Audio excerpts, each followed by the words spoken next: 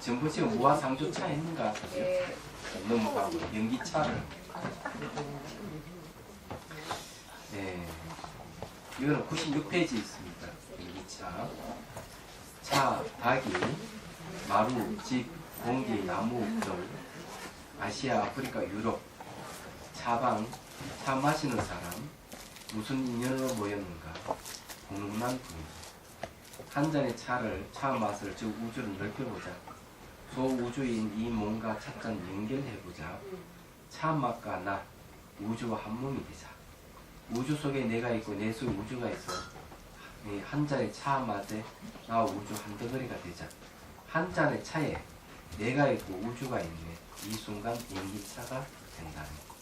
이 영어 내용은 이제 간단한데요. 차다기부터 이 유럽까지 얘기한 거는 차방에서 이제 앉아서 그 상상으로 쭉 연결시켜 가는 걸 얘기합니다. 그리고 이제 그 차방에 앉아 있는 여러 사람들이 이제 같이 차 명상하는 내용이에요. 그래서 이제 무슨 인연으로 이렇게 보였는가 하고 이제 사유를 하는 거죠. 예. 관계성 사유 이렇게 10명, 20명 모여서 이게 이제 모인 사람들이 예를 들어 10명 같으면은 한 사람을 빠지면 전체를 이루지를 못해요. 그죠? 그러면 한 사람 모여가 10명이 모였다면은 이 한 사람이 나머지 9명하고 대등한 관계를 가지는 그런 관계를 가지게 돼요. 그게 연기예요. 그래서 부분이 곧 전체고 전체가 부분이라는 그런 내용입니다. 그 다음에 이제 그렇게 해가지고 한 잔의 차 맛을 저 우주를 넓혀보자 했죠. 몸하고 연결시켜가지고 연기적으로 쭉 넓혀보자 했죠. 그래 우주와 이게 한 몸이 되자고 하는 거는 한 몸이 되자 하는 거는 관계성에서 하나가 되자는 것이지 이가 지금 뭉텅거려서 하나가 되자는 소리 절대로 아닙니다. 뭉텅거려서 하나가 되자는 것은 별 의미가 없어요. 얘기하자면 우리는 관계성 속에서 하나를 연결되어 있는 하나를 얘기해요. 그게 연기예요. 그래서 이제 우주 속에 내가 있고 내 속에 우주가 있다 하는데 이거는 한 잔 차 맛에서 연결돼서 한 덩어리 되자는 거죠. 이 맛을 통해서 한 덩어리 되자 이런 겁니다. 이렇게 이제 본다면은 차를 한 잔 마시는 게 내 한 잔 마시 여기서 끝나는 게 아니고 전 우주와 하나 연결된 나로서 모습에 되찾게 되는 거예요. 이런 거는요, 실제는 체험을 해봐야 되는데, 이 차 명상에서는 되게 이제 어떻게 하는가 하면요, 간단하게 얘기하면 차를 한 잔 마실 때 이 맛을 사유를 해요. 맛이 어떻게 생겼습니까? 차 물과 폐와 미각, 의식, 삼자가 만나서 맛이 생겼다고 생각을 하는 거죠. 그럼 차는 또 어디서 왔을까? 차 배달하는 사람, 또 차 듣는 사람, 차 따는 사람, 또 차는 땅하고 공기, 습도, 햇빛 연결돼. 햇빛 하면 그것도 우주, 태양계하고 연결돼 있죠. 이런 쭉 연결시켜 보면은 한 잔의 차 맛이 그냥 마시는 맛이 아니에요. 굉장한 사건이 한 잔의 차 맛에는 우주의 모든 그와 연결돼 있고 모든 사건과 연결돼 있다는 걸 알게 되는 거죠. 그래 이렇게 해서 의식 전환을 일으키는 겁니다. 이런 방법이 차 명상하는 방법에는 기술이 돼 있어요. 근데 그걸 실어서 적었기 때문에 저렇게 나오는 겁니다. 이해가 되시겠죠, 그죠? 네. 자, 그럼 그렇고 이제 진짜 공부를 해죠. 이건 도저히 표시나게 알 수가 있어요.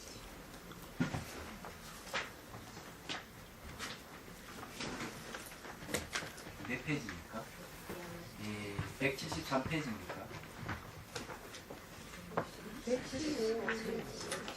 115. 여기다.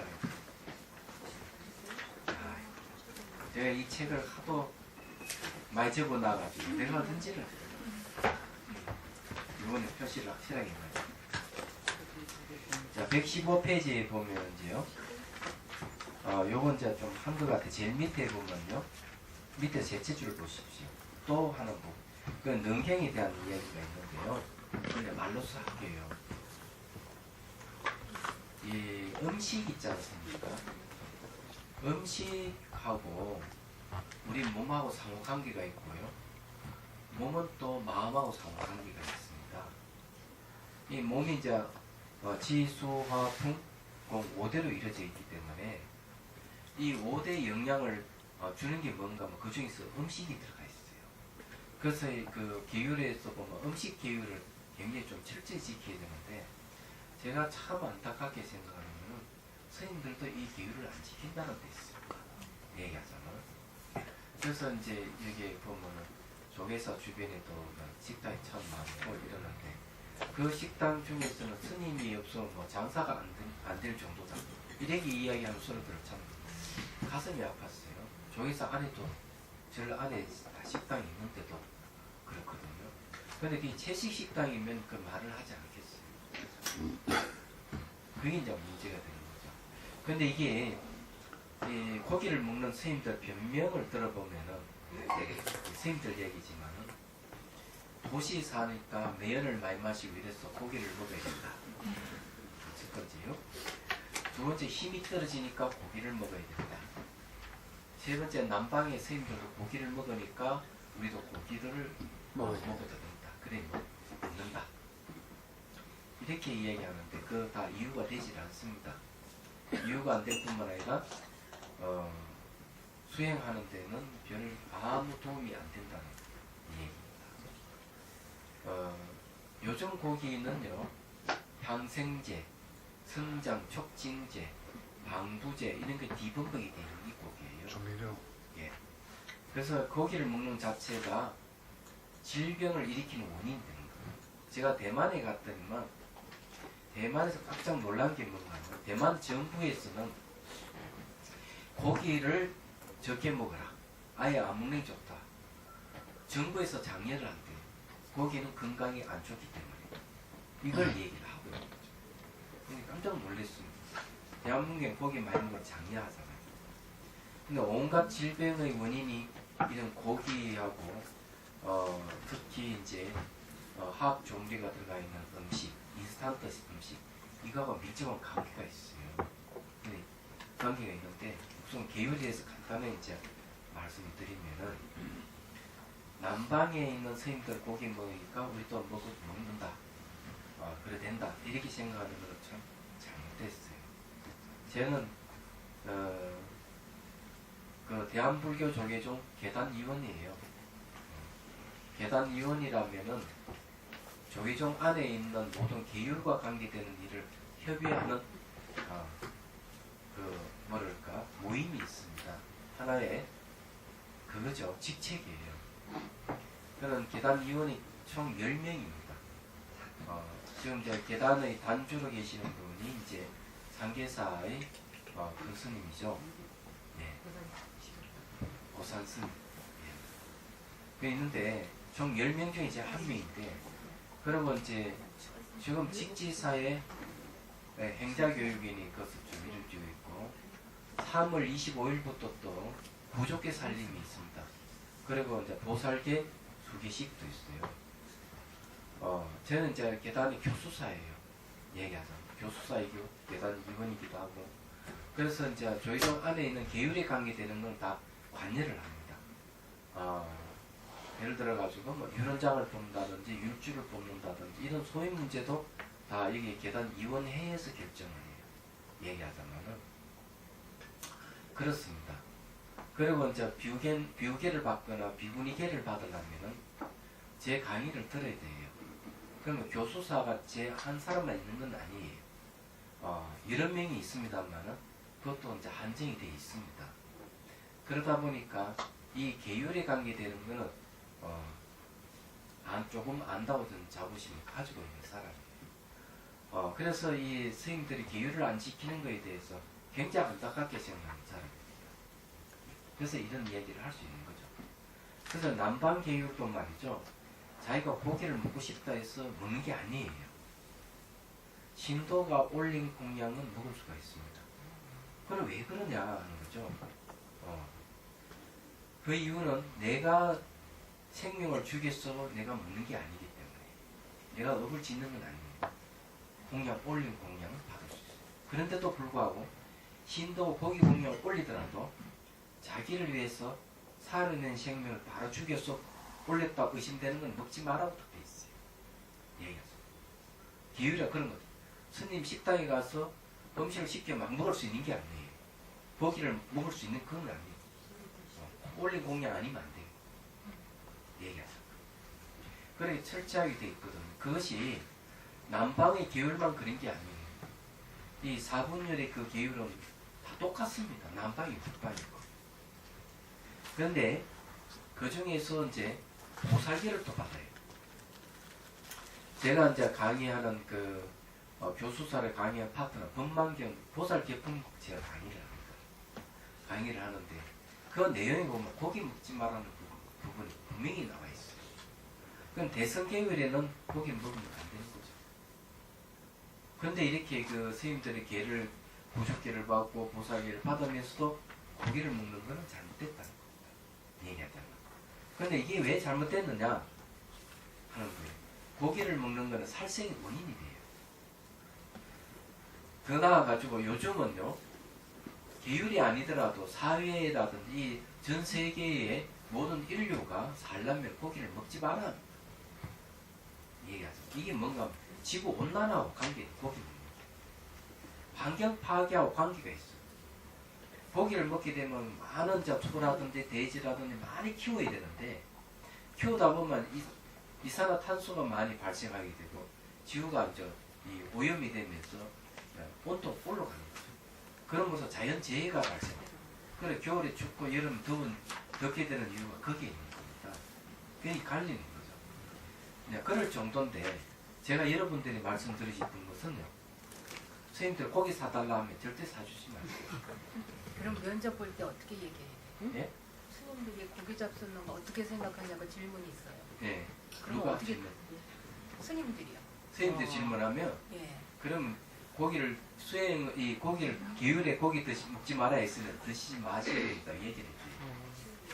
그건 계율을 지키는 거 도덕성인데 도덕성이 바탕이 돼야만이 선정을 이루고 지혜를 이루는데 이 도덕성이 갖춰지지 않으면 어떻게 수행을 할 것이냐 안 되는 거예요. 그리고 이 계율이라 하는 것은 성가의 하나의 큰 것과 같습니다. 나라로 치면. 그래서 계율로서 화합을 하고 계율로서 번뇌를 없애고 계율로서 그 출가를 받아들이는데 성가의 일원으로서 어떻게 계율을 파할 수가 있습니까? 그건 안 되지 않습니까? 하고 이 얘기를 해야 됩니다. 말하자면요. 그래도 먹겠다 하는 건 억지예요. 그렇게 이야기하면 저 얘기를 하십시오. 약으로 잡수신다. 안 됩니다. 그럼 콩고기도 안 되는 거죠? 콩고기는 고기가 아니니까 괜찮아요. 아니 콩고 고기 모양을 만든 모양이 네. 고기니까. 사실 그것도 안 먹는 게 좋습니다. 네, 모양이 고기 모양 자체 고기니까. 네, 그렇지만은 그건 고기가 아니기 때문에 괜찮지만 그래도 안 먹는 게 좋고요. 약으로 먹는다 그러면은 약으로 먹을 것 같으면은 의사의 소견이 필요합니다. 의사의 소견에 따라서 고기를 먹어야 돼요. 진단서. 그렇지만은 고기를 먹지 않아도 될 것 같으면 안 먹는 게 좋고 고기를 먹는다 하더라도 살아있는 생명을 잡아서 먹는 건 안 됩니다. 그거는 있을 수가 없는 거예요. 그래서 능가경이 분명하게 얘기를 하고 있어요. 경전이 근거하자면은 중생을 구제한다고 하면서 어떻게 중생이 고기를 먹을 수가 있느냐. 고기를 먹으면 보리심이 일어나지 않고 결국 깨달음을 얻을 수가 없다. 분명하게 얘기를 합니다. 보리심은 어디서 일어나나? 자비심에서 일어나는 거거든요. 그래서 먹지 마라. 그런데 이게 수행에 직접적인 영향이 갑니다. 수행을 보면. 거기에는 뭘 얘기하는? 음욕을 일으킵니다. 음욕을 일으키기 때문에 수행하는 데 있어 가지고 장애가 옵니다. 오신체도 마찬가지고. 성격도 좀 약간. 성격도 바뀝니다. 막 야적이 좀 싸나워진다. 네, 사나워지고 스트레스 받으면 고기 많이 먹는 이유도 거기 있습니다. 이게 그래서 먹지 마라 하는 거예요. 지금은 이제 어디까지 연구가 되어 있는가 하면은 고기를 이제 먹고 이러면 비만이 옵니다. 비만. 그러니까 고기만이 아니겠지만 비만이 되면은 암에 걸릴 확률이 굉장히 많답니다. 태어난 자식들도 비만 인자를 갖고 있는데 비만이 되는데 평균적인 수명이 10년 짧아진다고 보고가 되어 있어요. 일단 먹지 말아야 되는 것이죠. 근데 지금 현재 주류가 다 고기예요. 스님 고기 안 먹어도 살쪄요. 저 같은 사람은 고기 안 먹잖아요. 고기 안 먹어도 살만 쪄요. 예. 저게 두부를 많이 드셔야 됩니다. 예. 그러셔야 되고 여기에 내용이 그런 얘기. 능각에도 똑같은 얘기를 합니다. 고기 쪽에 생선도 당연히 들어가지고요. 예. 또 이제 고기를 먹이면 살생하고자 하는 마음이 막 일어나기 시작해요. 이런 사례도 이제 전문 시간 이야기를 했습니다. 이런 게 이제 수행에 엄청난 장애를 일으킵니다. 그래서 먹지 말아야 된다 하는 걸 이제 말씀을 드리는 거예요. 이제 그 노선 민가 이야기에 보면 이제 뭐가 나오는가 하면은 이분은 이 두통이 일어나서 병원 입원했는데 이 두통을 해소할 수가 없는 거죠. 그리고 너무 이제 위중하기 때문에 혼수 상태까지 가고 이러니까 병원에서 이분은 이제 살 길이 없다고 진단을 내려요. 근데 그 부인이 누굴 찾아가는가 하면은 예, 오대산에 있는 모스님을 찾아갑니다. 찾아가면 저희 주인 양반이 두통으로 인해 병원에 입원했지만 혼수 상태에 빠져있고 의사는 가망이 없다 하는데 그 원인을 알지 못합니다. 원인을 알려 주십시오. 그래서 노스님이 한마디 얘기합니다. 당신 두 부부가 몇 년 몇 월 몇 시에 옆집에서 날아온 장닭을 잡아먹은 적이 있죠. 이 장닭은 아주 잘생기고 닭의 왕으로 불릴 정도로 아주 멋있게 생긴 장닭인데 당신 집에 날아들으니까 잡아먹었지 않았습니까? 근데 이 장닭이 죽어서 그 영혼이 당신 남편의 머리 위에 앉아서 날마다 이 뿌리를 쫓고 있습니다. 두통이다. 그래서 깜짝 놀라요. 어떻게 해야 됩니까? 그 장닭을 위해서 참회를 하십시오. 당신이. 그래가지고 그 두 부부가 참회를 한 거예요. 참회하자마자 바로 두통이 사라졌어요. 그래서 퇴원을 했어요. 태어난 사람들은 말하면 다 죽는다 했는데 그날따라 그 지붕에 올라가가지고 이 비 새는 걸 이게 공사를 하고 사람들이 멀쩡하게 살아있었는데 몰란 거죠. 근데 이게 뭔가 하면은 제가 말씀드리신 고기는 그냥 오는 게 아니다. 이게. 여러분 이거 아세요? 영혼도 잘라지는 걸 아세요? 분리될 수 있다는 거. 그래도 이런 얘기 나옵니다. 이게 무서운 거예요. 항주에 사는 분이 이제 이 친척이 전화를 해요. 이 친척이 이 노스님을 노스님 제자예요. 이 거사가 전화 내용 이런 거예요. 제가 무릎을 다쳐가지고 병원에 수술을 했는데 이것이 무릎이 나을지 안 나을지를 장담을 못한다고 하는데 참 불안합니다 하는 얘기를 친척이 옆에서 노스님 이야기 듣다가 얘기를 합니다. 그 사람에게 그렇게 얘기해 주랍니다. 당신이 무릎을 다친 것은 닭다리를 많이 먹어가지고 닭다리. 그래서 뭐라 아니 닭다리 무슨 관계가 있는지 아니 관계가 있다. 노스님 얘기는 그 당신은 닭다리를 좋아하지 않느냐. 그렇지만 걱정하지 마. 당신은 반드시 그 무릎에 낫는다. 여기 공원에서 다리 부러진 비둘기를 한 마리 당신이 구해주지 않느냐. 그 인연으로 다리는 반드시 납니다. 그렇지만은 닭다리는 당신 먹지 말아야 된다. 그러면서 그런 얘기. 닭을 잡을 때 말이에요. 잡으면 죽이잖아요. 그런데 닭의 영혼은, 이 동물의 영혼은 그거 떠나지 못한다. 그게 육체에 대한 집착이 굉장히 강하다는 거죠. 찌찌 뽑고 하는데도 그거 떠나지 않는다. 얘기가 영혼이. 그래서 다리를 잘라가 다리 쪽으로 모으면은 닭다리에 관계된 영혼이 그쪽으로 잘려서 그쪽으로 간다는 거죠. 고기를 먹으면 그 영혼까지 같이 먹는다. 이게. 그 이야기를 그 노스님 인가에 지금 나옵니다. 말하자면. 그런데 이번에 굉장히 신통방통하신 분이 여기 이제 그 다음 음력에 관계된 요 책에도 나오는데 어느 부인이 노스님 찾아와 또 얘기를 합니다. 저희 지인 양반의 몸에 이게 자꾸 이렇게 피부병이 생기는데 병은 낫지도 않고 이러는데 그 원인을 모르겠습니다. 단신 남편을 모시고 오십시오. 모시고 오니까 부인을 문 밖으로 딱 쫓아버리거든요. 문을 딱 걸어 잠가 사람들 다 앉아있는데 부인만 못 들어오게 하는 거죠. 그래 노세 말해 당신 참 죄를 많이 지었군요. 네. 이 거사가 당당하게 전 죄 지은 게 아무것도 없습니다. 제가 뭐 참여할 게 뭐가 있다고 당당하게 딱 얘기를 합니다. 그러니까 노스님 탁 얘기합니다. 몇 년 몇 월 몇 시에 부머리를 딴 이렇게 생기고 이렇게 생긴 처녀를 너가 꼬셔서 강간하지 않느냐. 놀래버린 거죠. 회사 다니면서 강간을 했어요. 그러면서 노세가 하는 말이 그것만이 아니구만. 몇 년 몇 월 몇 시에 또 유부녀를 또 유혹해가 또 강간을 또 했네. 계속 강간한 얘기만 하는 거예요. 이 거사가 여자를 굉장히 강간을 많이 합니다. 그러니까 저희 부인한테 얘기하지만 매달림 당신 몸 피부병도 그와 관계가 있다는 걸 얘기를 해줍니다. 그래서 이 교화를 시키는데 이 거사님이 숙명성이 열려가지고 전생을 다 아는 거죠. 어느 분은 저게 대만에서 탁 와가지고 저희 시어머니는 한평원에 병도 없는데 100g 그러니까 10g 10g도 제대로 못 먹었습니다. 그래 딱 한마디 하는 거죠. 당신 시어머니는 돼지 족발을 좋아하시죠. 날마다 먹지 않으면 안 되시죠. 깜짝 놀라면 어떻게 아셨습니까? 그것만 먹지 않으면 그럴 수 있습니다. 그 얘기를 해줍니다. 근데 이게 고기를 먹는 게 단순히 고기 차원이라면 괜찮아요. 영혼하고 관계이기 때문에 먹지 마십시오.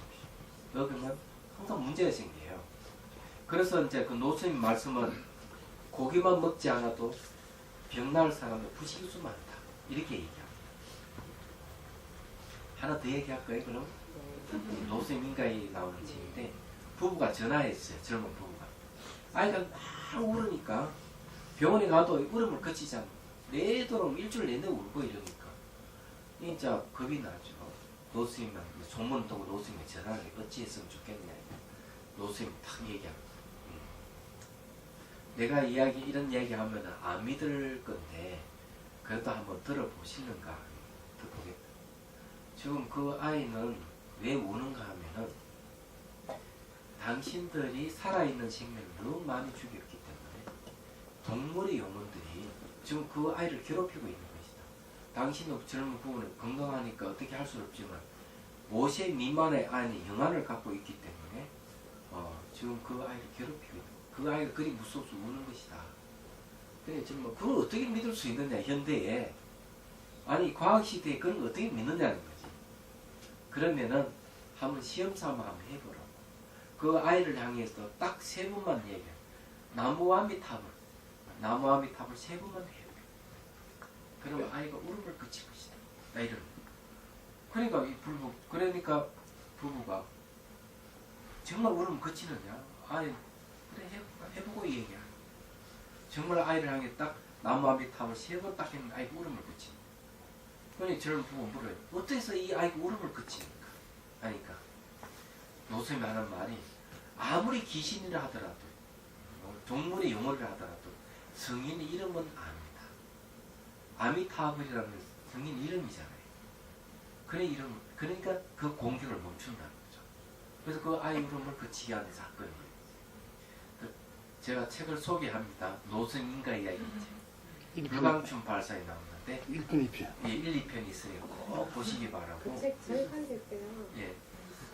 찾아볼 수 있습니다. 수행하는 사람에게는 보이나요? 수행장 꼭 봐야 되는 부분이 있어요.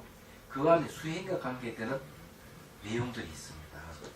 그러니까 꼭 보시기를 스님, 바랍니다. 인간에게는 영혼이 없다는데 동물한테는 영혼이 있어요?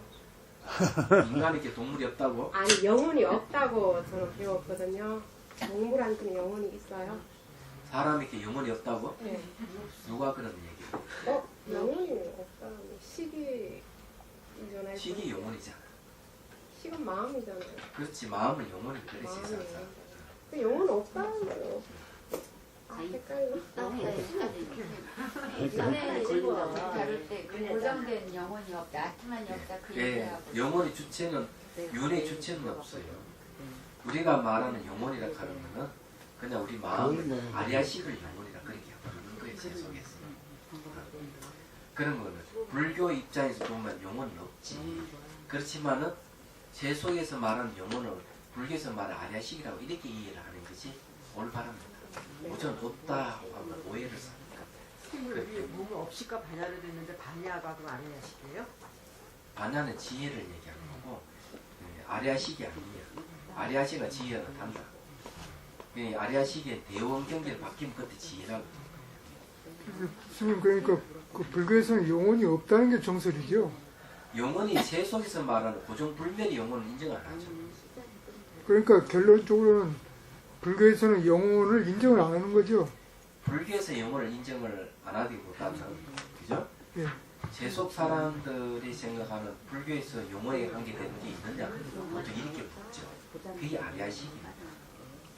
그렇지만 제 속 사람들은 그 영혼을 고정불멸의 영혼을 보기 때문에 그런 걸 부정하게 되는 거죠. 그런 건 없다. 불교에서 말하는 아리아식은 고정불멸이 아니에요. 살아 움직이는 생명체 얘기하잖아요. 영혼 불멸설이죠. 그래 영혼 불멸설은 부정하는 겁니다. 근데 아리아식도 그게 또그 유식에서 아리아식을 이야기하지. 그 뭐냐면 초기 불교나 이런 것은 이런 데서는 아리아식을 이야기합니까? 초기 불교에서는 아리아식을 얘기하지 않지만 예. 의식이 이제 의식을 분류를 하면은 심층 의식으로 나눠지는데 그것을 아리아식이라고 얘기하죠. 그렇기 때문에 그 의식입니다. 그런데 반야부에도 아리아식을 얘기하지 않지만 의식이라는데 이름을 뭐라고 바꾸는가 하면 그 미세의식이라고 얘기해요. 그러니까 아리아식이랑 똑같은 말만 내용 다 똑같은 내용. 그리고 아비달마에도 보면은 잠재의식을 이야기하는데 잠재의식을 의식의 범주에 넣고 얘기해요. 근데 잠재의식 내용이 재생연결식으로 이야기하기 때문에 그 재생연결식의 내용을 보면 아리아식은 똑같은 거죠. 그런 것이기 때문에 조금 말만 다르지만 내용이 그리 발전해 간다는 것이죠. 근데 영혼이 있느냐 없느냐 이런 거를 얘기하는 뭐 하는 거는 부처님의 무기 중에 하나가 아닙니까? 아니 저게 무기라 하는 말하고 좀 말이 다른 거고요. 예. 무기라 하는 거는 선도 아니고 악도 아닌 성격을 무기라고 그러고 결과를 낼 수 없는 것을 무기라고 해요. 말하자면 무기는 결과를 가져오지 않습니다. 부처님께서는 이야기가 되지 않는 거를 문제 삼는 걸 무기로 무기라고 생각해요. 그건 이제 그 무기는 이제 좀 성격이 다른 거예요. 아, 그 무기라고 얘기하는 것은 답을 할 수 없는 것, 그렇죠. 증명할 수 없는 것을 무기라고. 예, 그게 영혼도 그게 들어가는 거 아닙니까? 영혼이라고 하는 고정 불멸의 실체성으로서 영혼은 그에 속하죠. 그렇지만 아리아식을 영혼이라 하더라도 아리아식은 고정 불멸의 실체가 아닙니다. 아리아식을 증명할 수는 없는 거 아닙니까? 아리아식은 증명하는 건 너무나 많습니다.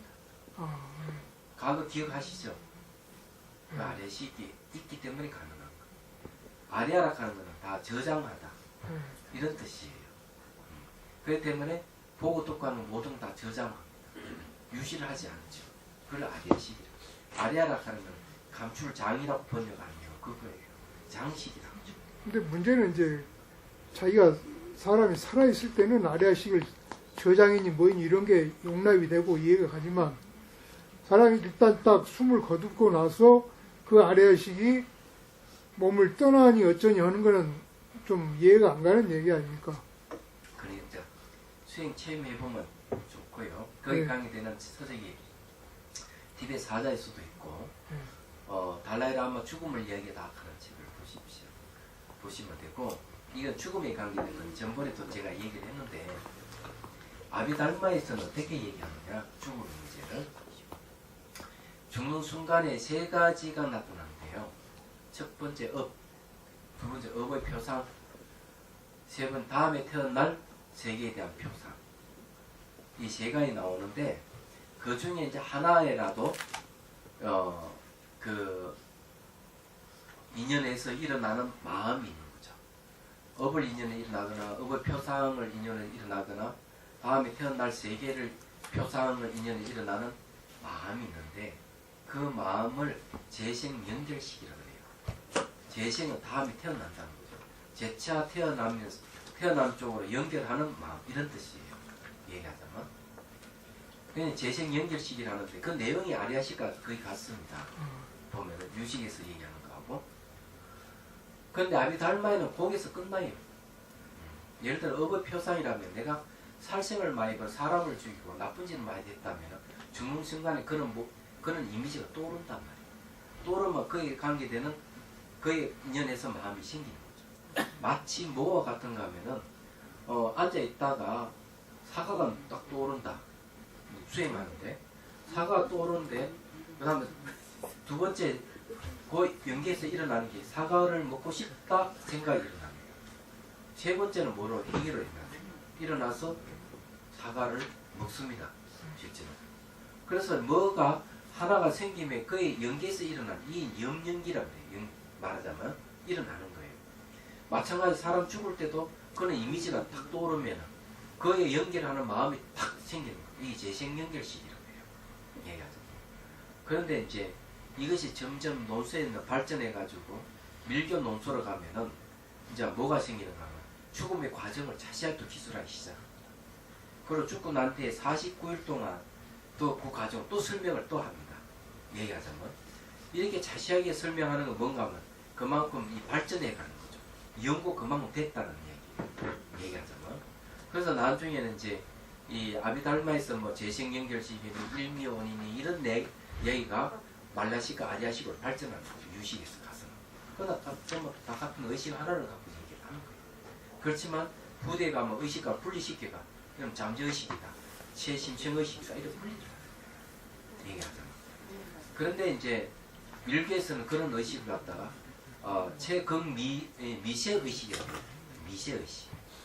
그럼 미세한 의식은 그러면은 어떻게 존재하느냐 하는 얘기가 있는 거죠.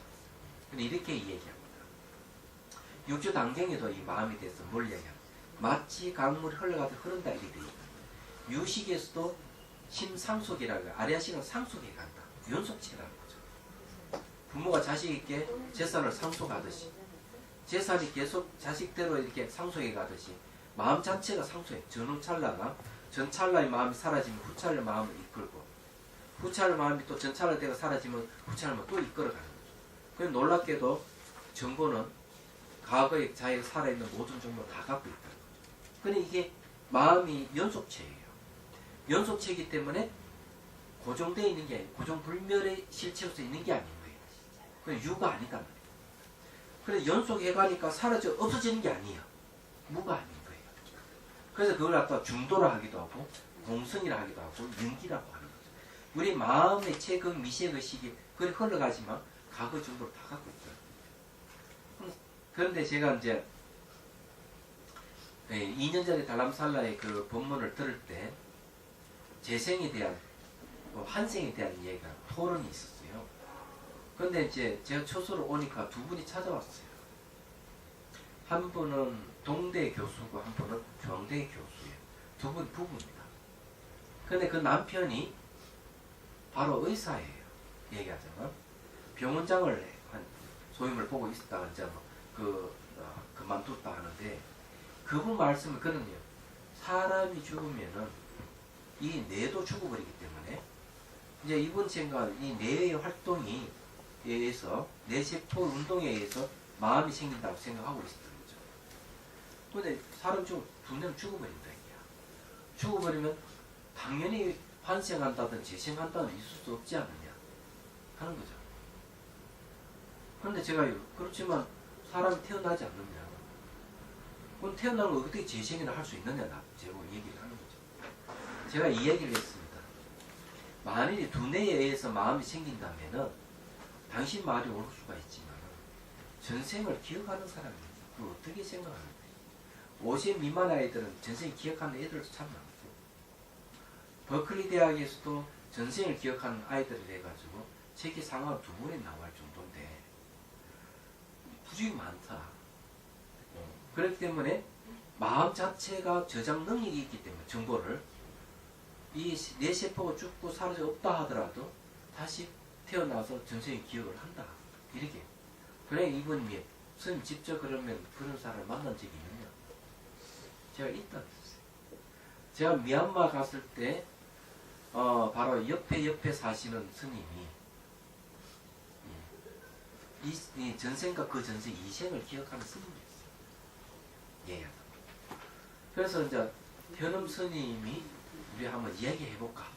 그래서 가서 이제 현음 스님 통역을 해주고 영어로 통역해주고 얘기를 나눴는데 전생 기억하는 스님.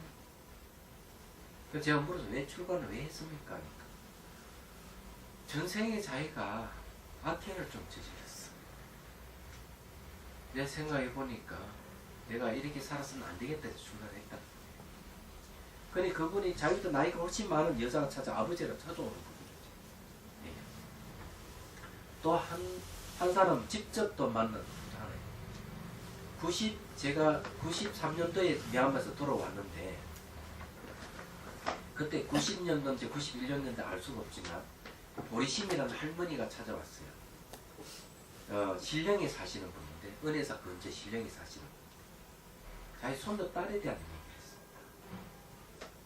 한 5살, 6살 무렵에 제 또래 애들만 놓고 얘기를 하는 거예요.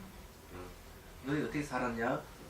나는 결혼도 하고 살림 살아보고 뭐 했고 전생 얘기를 하고 할머니나 깜짝 놀래 이 애를 하나는 물어보니 전생을 다 기억하고 근데 이 아이가 20세쯤 되니까 얘기를 하고 할머니 제가 이 세상에 와가지고 안 해본 다 해봤는데 안 해본 게 아니에요. 뭐냐? 저는 출가를 해보고 싶다. 그래, 내가 출가를 해버렸다는 거죠. 제가 93년도에 92년도에 미얀마 갔다 93년도에 돌아왔어요. 94년도인가? 그때 청암사에 강의 요청을 받아서 갔어요. 42장의 유교교 강의를 해줬는데 거기에 윤회 관계되는 일이 있어서 이 환생에 대한 얘기를 했습니다. 근데 끝나고 초소에 돌아가는데 산민이가 따라오는 거죠. 왜 따라오느냐니까. 제가 바로 우리 집 할머니의 손녀 딸이라고. 장본을 직접 받았어요, 제가. 그래서 바로 물어봤어요. 지금 전생에 다 기억하느냐? 그렇지 않다. 나이가 들어가니까 점점점 없어진다. 네. 큰 사건을 아직 기억하고 있다. 직접 당본이를 제가 만났어요. 근데 이걸 어떻게 설명할 것이냐 이거죠. 사람이 죽으면 영혼이 없다. 아무리 그렇게 얘기하더라도 전생을 기억하는 사람이 있다면 다르죠. 얘기하자. 그렇지만 그 영혼이 고정불멸은 아니에요. 타 종교에서는 고정불멸에서 영혼을 이야기하잖아요. 불교에서는 그런 영혼은 없다고 보는 게 정설이에요. 영혼은 살아 움직이는 거죠. 어떤 실체성을 갖고 있지 않다. 이렇게 봅니다. 그러니 무한한 가능성이 존재해요. 현재 여러분들이 남자로 있다면 다음 생에 여자로 태어날 수도 있고 여자로 있다면 남자로 태어날 수도 있고 또는 지금 사람으로 태어날 다음에 혹시 동물로 태어날 수도 있고 천사의 신으로 태어날 수도 있고 다시 인간으로 환생할 수도 있고 결정되어 있지 않습니다. 그렇지만은 여러분들이 부처님 법을 공부하면서 선업을 샀기 때문에 사막도는 전혀 떨어지지 않을 건 분명해요. 지옥, 축생, 악인은 안 갈 거라고. 그런 법인 여기 없기 때문에. 근데 스님, 예. 그 전생 얘기할 때는 항상 의심스러운 거가요. 그 이제 아까 그 윤회할 때 고정된 그 실체는 없다, 윤회하는 고정된 실체는 없다 그 얘기하고 관련이 있는 건데요. 그걸 그냥 쉽게 세속적인 방식으로 설명을 해보면은 이제 전생에 어떤 영혼이 태에 들어가서 태어나면은 그 전생에 A라는 사람하고 이 후생에 태어난 사람은 같은 사람이 아니다라고 말할 수 있는 근거가 예, 상속하기 때문에. 연속체이기 때문에. 아니요 그런 면도 있고요. 또 그 후생에 그 B라는 사람은 그러니까 이번에 새로 태어난 애기요. 그 애기가 볼 때는 그 몸은 그 어머니 아버지와 그 목에 두 개의 조상들의 유전자가 압축돼 가지고 그 아기의 세포를 하나하나 만들고 있잖아요. 그러니까 그 전생에 A라는 사람의 그 아래아식이 됐든지 뭐가 됐든지 그거는 제가 볼 때 이 B라는 아기의 일부를 형성할 뿐이지 그 아기 자체는 아니. 아기는 자체는 아니지만 예. 그걸 유전자를 구성해서 육체를 만드는 걸 아리아식이에요. 그럼 그 부모 아기의 부모의 그 부모 유전자 받는다 하지만은 네. 그걸 구성해내는 건 아리아식이 아닙니다. 식이 들어가니까. 그러니까 정혈은 부모한테서 받지만 식은 이렇게 그 상속해가, 태우스러운 예. 그 식이 그게 아리아식이에요. 아, 이게 상속해 가기 때문에. 그렇지만 딱 결정되어 있지 않는 게 아까 얘기했듯 상속해 가기 때문에 결정되어 있는 게 아니라 연속체이기 때문에 얼마든지 이 바뀔 수가 있는 거죠. 이게 얘기하자면. 그리고 그 이제 아리아식이 들어있는 정보가 한두 가지겠습니까? 그냥 수많은 정보가 있기 때문에 그 정보 일부를 쓰는 거지 전체 다 쓰는 건 아니라고. 그럼 그 아기의 부모의 그 정과 혈에는 아래아식이 없는 거예요? 예, 없죠. 그냥 몸만 구성하는 거예요? 그렇죠. 몸을 구성하는 건 아리아식이야. 근데 애가 유산해버리면 아리아식이 없기 때문에 유산해 죽는 거잖아요. 과학이 발달해가지고 우리 영화처럼 그 토탈 리콜 영화 혹시 보시는 건 몰라도 그 사람이 기억을 과학적으로 조작할 수 있다 아닙니까? 그러면 윤회가 어떻게 보면 한마디로 기억의 연속성인데 과학적으로 그 사람이 두뇌를 조작했을 때 그 다음 생은 어떻게 될까요? 그거는 말할 필요가 없어요. 왜냐면 영화기 때문에. 아니 근데 실제로 앞으로도 가능하다 아닙니까? 그건 가능을 얘기했지 아직까지 실현된 건 아니기 때문에 그거는 뭐라고 얘기할 수가 없어요. 괜히 그까지 혼란스럽게 하지 마세요. 그러니까 이제 그렇게 생각을 하시면 되고 이 이제 전생에 대한 그런 이야기지만은 달라이 라마 스님은 이런 얘기를 했어요. 가장 저게 어려운 게 어떤 것이 어렵냐? 우리 현상적으로 보이고 들리는 건 쉽다는 거죠. 쉬운 거고 공성에 대한 건 참 알기 어렵다. 공성에 대해 알기 어렵다. 그보다 더 알기 어려운 게 뭐랍니다. 윤회에 관계되는 더 알기 어렵다. 그 얘기를 했습니다. 그래서 사람들은 그래도 공성은 그래도 실제 수행해서 알 수 있지만 전생 문제는 진짜 사람들이 알기 어렵다. 자기 집 체험 안 해보면 알 수 있는 그런 얘기를 했습니다. 그렇기 때문에 그 윤회 문제는 그만 얘기하고 여기에 고기 먹고 술 마시고 이런 거 있잖아요. 오신채 먹고 이러면 안 된다는 거예요. 근데 고기는 그 분노를 일으킬 수 있는 물의 요소를 형성한다는 거고 술이라 하면 지혜 종자를 끊는데 술도 그 불의 요소를 갖고 있어요. 다 불하고 관계돼요. 오신채도 불의 요소를 일으키는데 불은 어떤 심리를 일으키는가 하면 탐욕을 일으킵니다. 탐욕이 성욕도 그 안에 들어갑니다. 그렇기 때문에 그런 건데 우리가 이게 불기운이 성욕을 일으키지 않는다면요 괜찮은데 수행하는 사람들은 이 성욕이 일어날 때 수행을 못한다. 자제를 하기 힘든다. 그래서 이제 수행에 힘이 있으면 누를 수가 있죠. 그런데 이게 음식하고 관계이기 때문에 술, 고기라든지 이런 오신채라든지 이런 걸 먹지 않기를 얘기를 하는 겁니다. 몸의 구성 요소, 이 음식의 몸의 구성 요소를 이루기 때문에 이것이 다시 우리 이제 마음에 영향을 준다 하는 거예요. 이건 내용은 그런 겁니다. 그래서 이 음식이 매우 중요하다는 거고 초기 경전에도 분명히 음식이 깨달음을 이루는 데서 수행하는데 굉장히 중요한 역할을 한다는 걸 분명히 얘기를 합니다. 이거 했는지 모르겠는데 했을 거예요. 스님들이 이제 수행하기 위해서 모여들었을 때 어느 신자가 집을 하나씩 지줬습니다.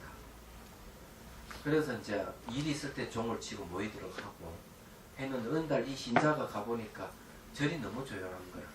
선생님들 다 끝난 줄 알고 놀래가지고 종을 쳤는데 다 이제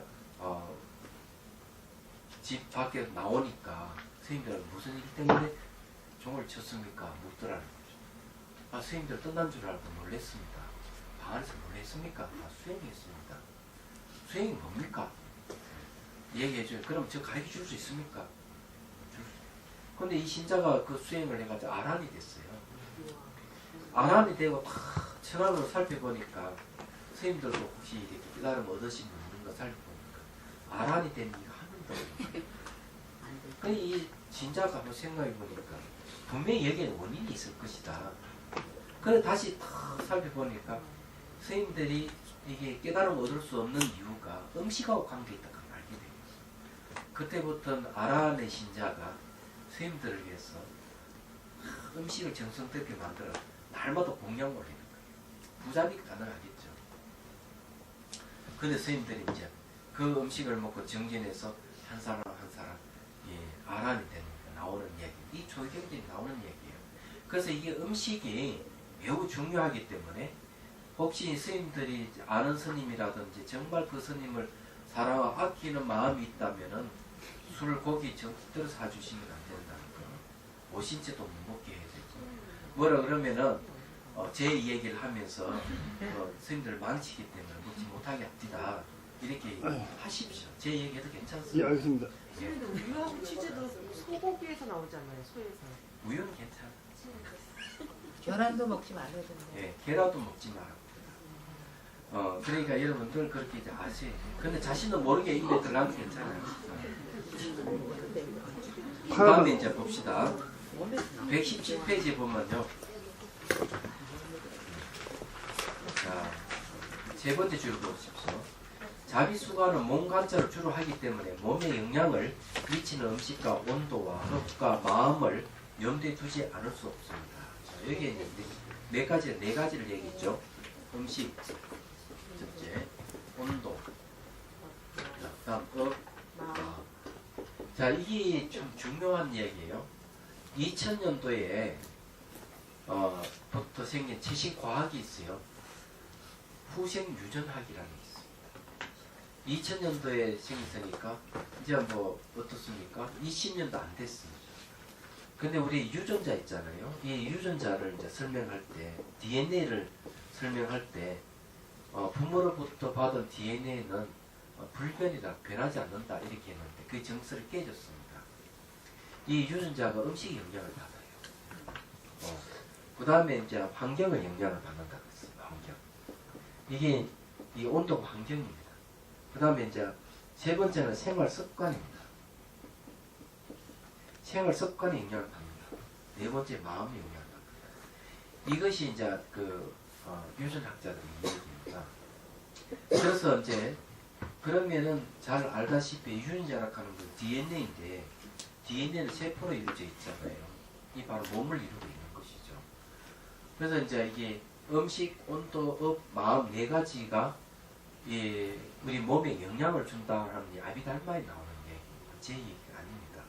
말하자면은 음식은 제가 뭐 누차 얘기했기 때문에 몸에 영향을 준다는 걸 제가 말씀드리고 온도도 너무 춥거나 너무 더워도 마찬가지로 DNA에 영향을 받습니다.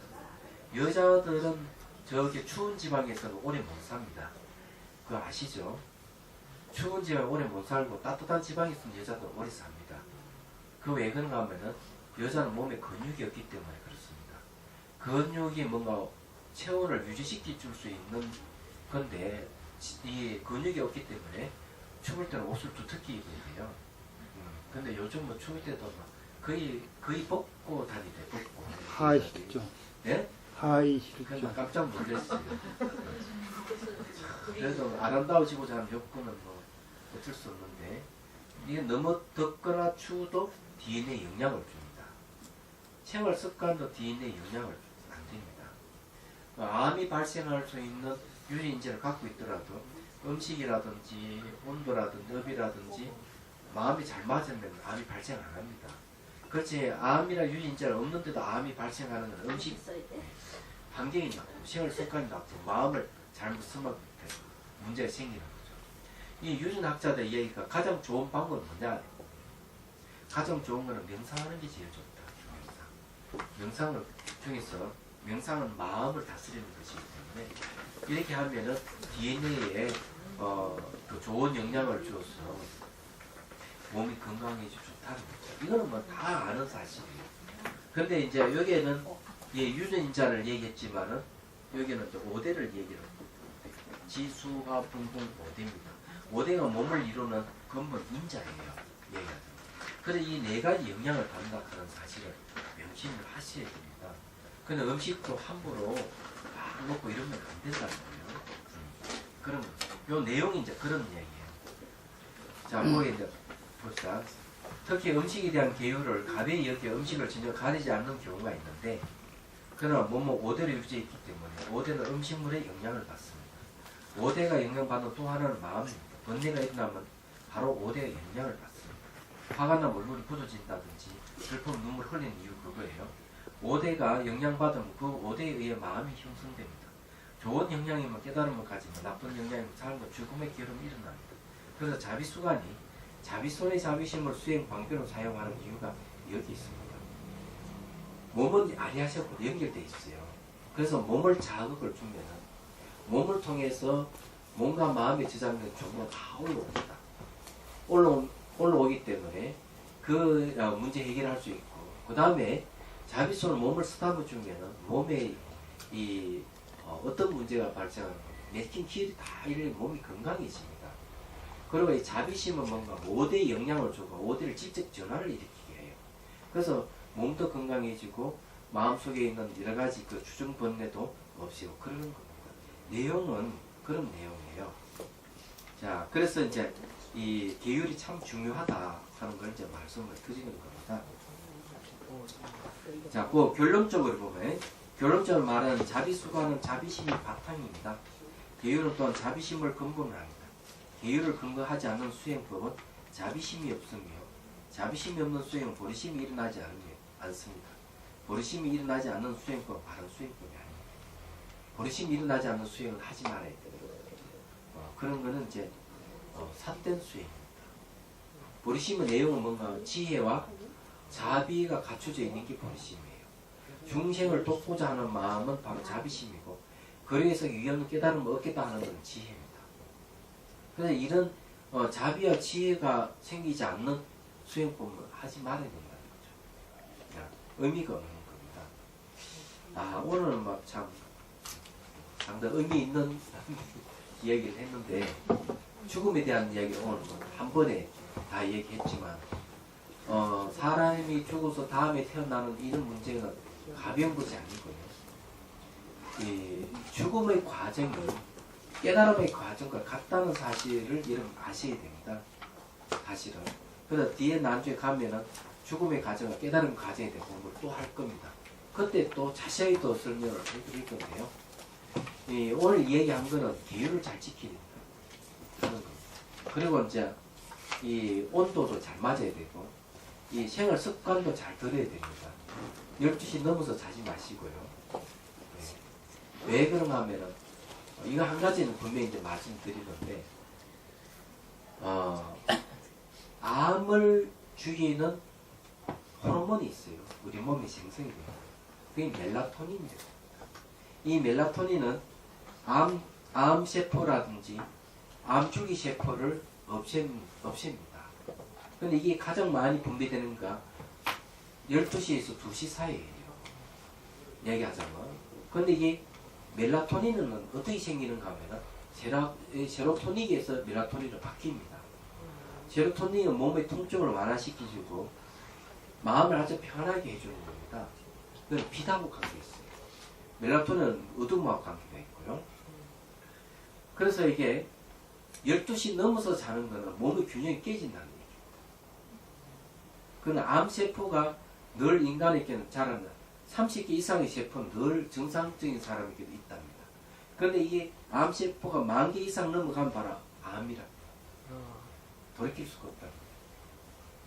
그렇기 때문에 세로토닌은 명상을 하게 되면 세로토닌과 도파민이 많이 분비가 됩니다. 이 도파민은 알아차림하고 관계되는 거, 기억하고 관계되는 도파민은. 세로토닌은 통증을 완화시키고 마음을 굉장히 안정시키고 긴장을 완화시키는 특성이 있어요. 이 두 가지가 명상을 하게 되면 왕성하게 생깁니다. 얘기하자면. 그래서 생활 습관 중에서 12시 넘어서 주무시지 말라는 거죠. 10시에 자는 게 제일 좋습니다. 네. 저희는 9시 자는데 그 다음에 마음 중에는 어떤 마음이 제일 좋으냐면은 항상 자기 내면을 들여다보고 감정, 느낌, 생각, 영상, 과거, 기억 이런 것이 생길 때 그걸 객관적으로 볼 때 이 마음은 다스려집니다. 객관적으로 보기 시작하면 마음이 거친 마음이 아주 순해집니다. 얘기하자면. 그래서 명상이 마음을 다스리는 게 제일 좋다는 얘기예요. 그랬을 때 여러분들이 만수무강하는 거예요. 깨달음도 있고. 감사합니다. 근데 계율을 잘 지키시라 하는 얘기 그런 거예요. 다음 시간에는 자비순간 생명 에너지, 몸과 마음의 상호관계에 대해서, 소통에 대해서 이제 공부를 하도록 하겠습니다. 자비순간 해야 되는데